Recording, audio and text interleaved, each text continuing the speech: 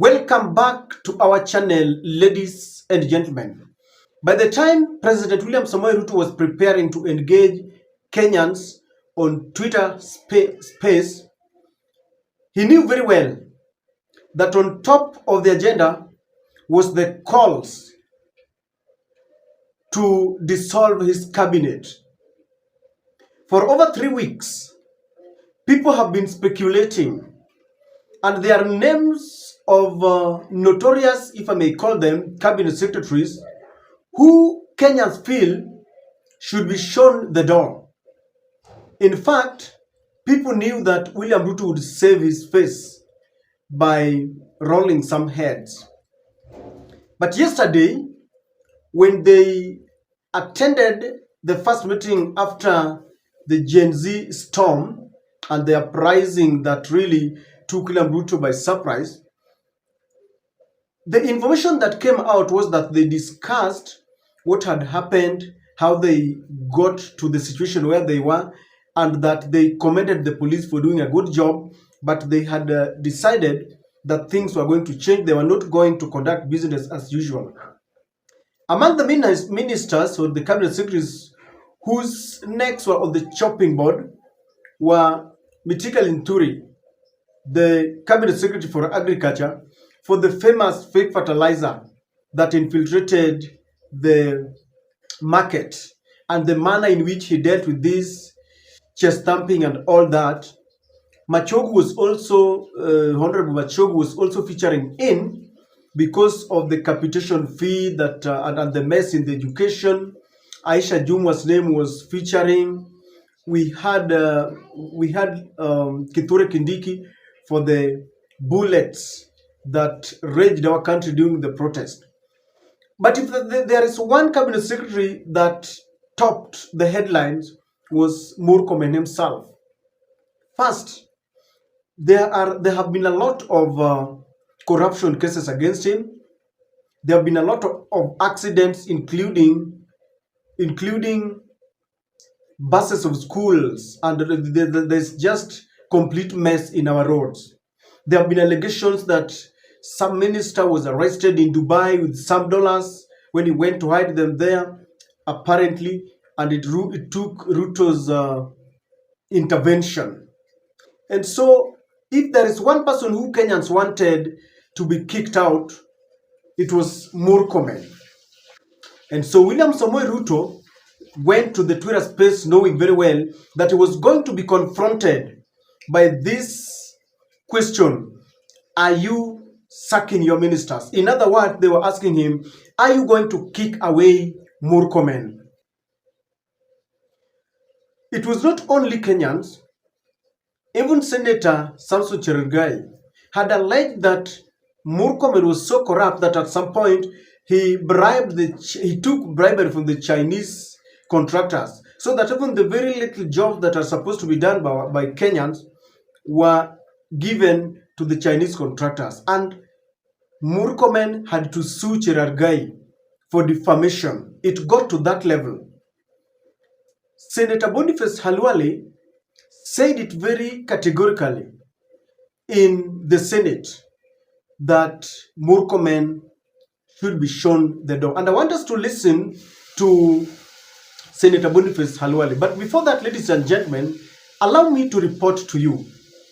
A few days ago, I came to you and I presented a case of a young girl who is learning at Signolo Girls Secondary School, who was going through financial constraints, and she was unable to concentrate in class because every now and then she was being sent home for school fees. The mother reached out to me, and I was very reluctant because it was coming at a time when our very Gen Z had been killed on the streets. They had been maimed by police bullets, and most of the fundraising was going towards either their medication or to help in their burials.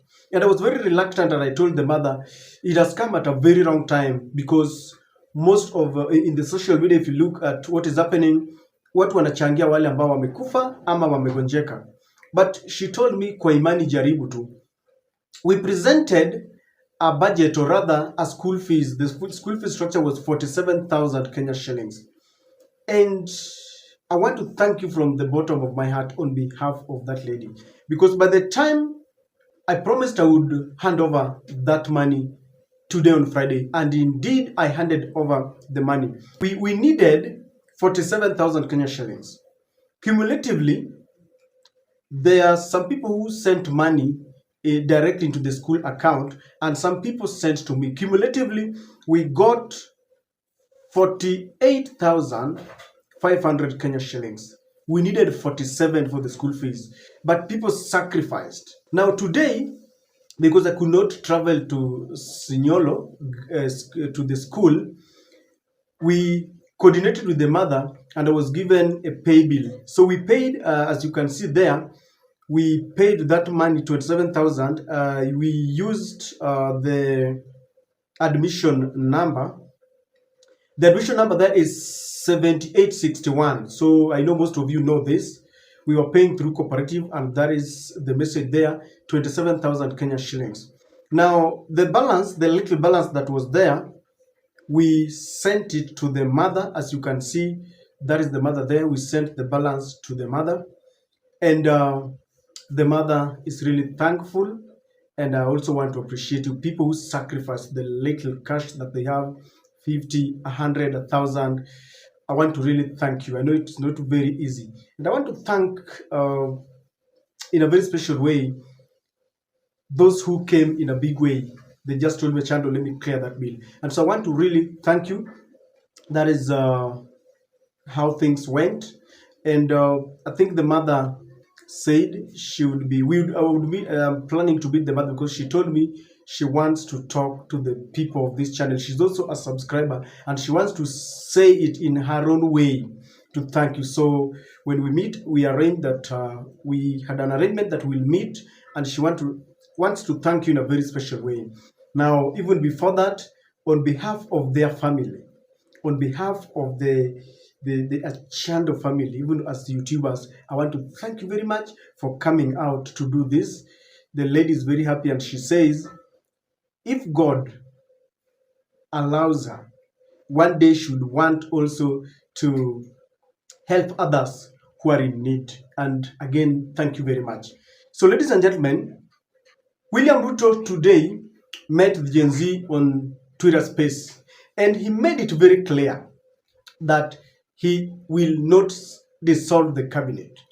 So you can imagine the Kenya Kwanza team were reading from the same page as the other ordinary Kenyans, that this cabinet is too corrupt and it must be brought down. But when William Ruto met the Gen Z on Twitter Space, he told them, I'm not going to dissolve my cabinet.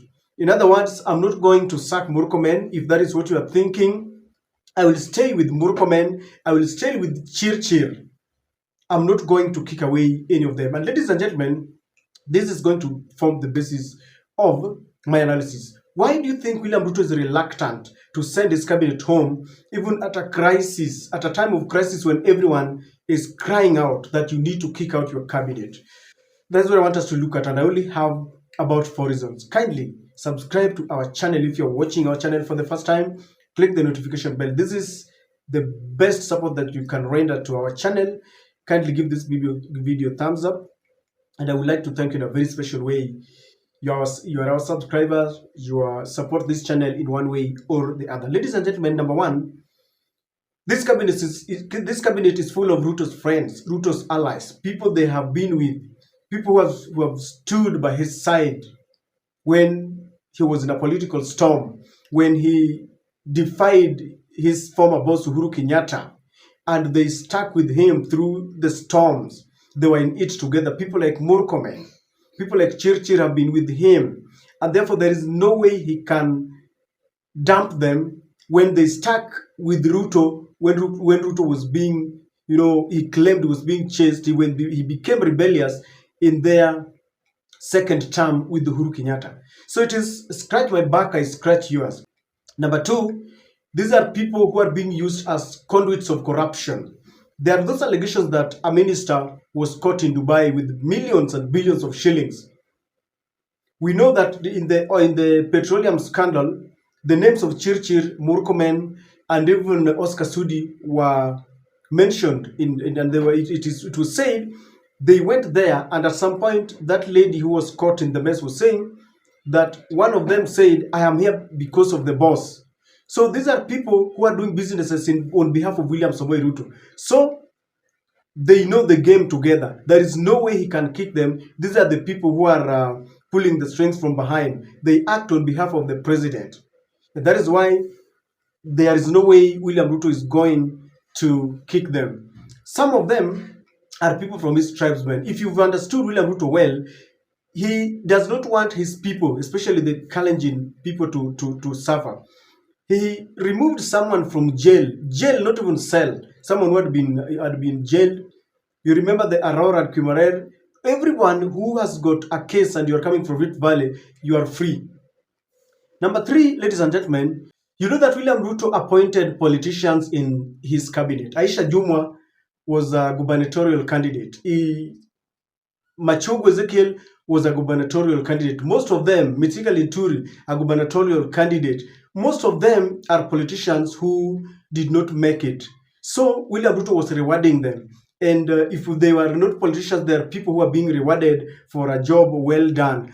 You know, the problem with politicians is that once you relieve them of their duties, they will start politicking and they will gang against you. And William Ruto has got several enemies. He knows very well that he needs these people in 2027. So he cannot do that. He also understands that when you relieve them of their duties, then their tribes will start, complaining. You know, the problem that we have, the biggest problem that we have in Kenya is our man. He's a thief, but he's our thief. So when you begin following someone, then they will say it is our you are following our you are persecuting us as a community. Yet when they steal, they don't steal on behalf of our community. So these are the things that William Ruto fear, that the communities will gang against them. You relieve one from the Luo community or a Kisii community or a Kamba community or a Kikuyu community, they will stay. They will say, if you have to replace, look for someone from our tribe. We do not exercise meritocracy.